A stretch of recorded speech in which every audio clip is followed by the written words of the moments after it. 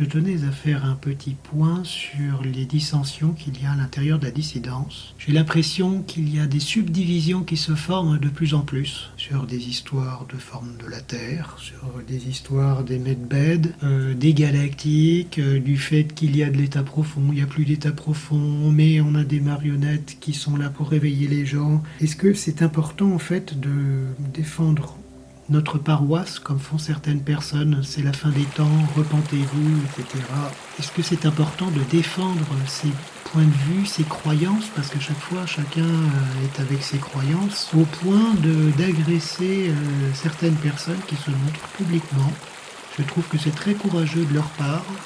D'ailleurs, moi-même, je ne donne que des pseudos, mon prénom, trois fois rien. Est-ce que c'est normal de se décharger au point d'oublier qu'il y a une personne humaine derrière qui fait un certain travail, un certain effort pour transmettre les informations?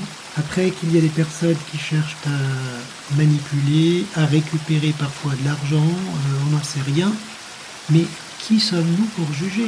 Qui sommes-nous derrière nos écrans, soi-disant sous couvert d'anonymat, pour se décharger parce qu'on a des choses qui nous titillent? On sait très bien, quand on gratte un petit peu, derrière la partie réactionnelle, qu'il y a en fait, au fond de nous, quelque chose qui est touché en général, qui correspond à des événements, des blocages, des choses non résolues.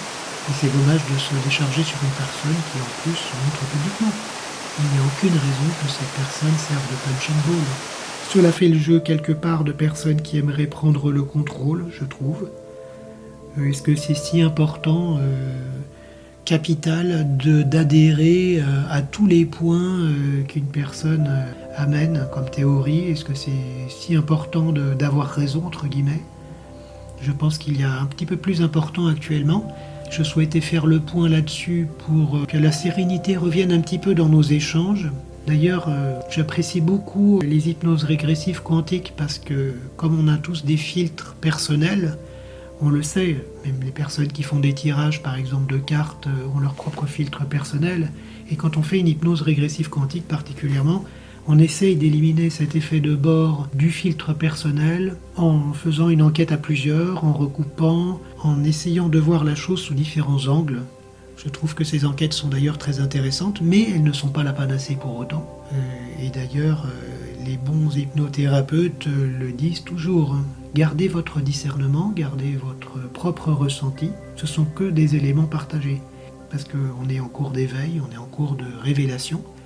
Je pense que garder un peu de joie de vivre, un peu de légèreté, un petit peu de bienveillance, je pense que dans cette période, il est important de ressentir de la joie, de ressentir quelque chose qui nous fasse vibrer, de garder cette capacité d'émerveillement, de garder ce lien humain aussi entre nous.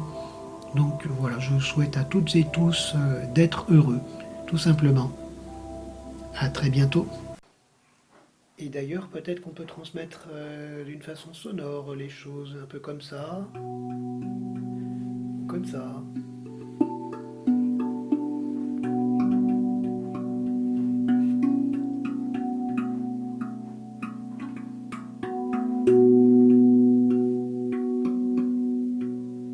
Soyez heureux.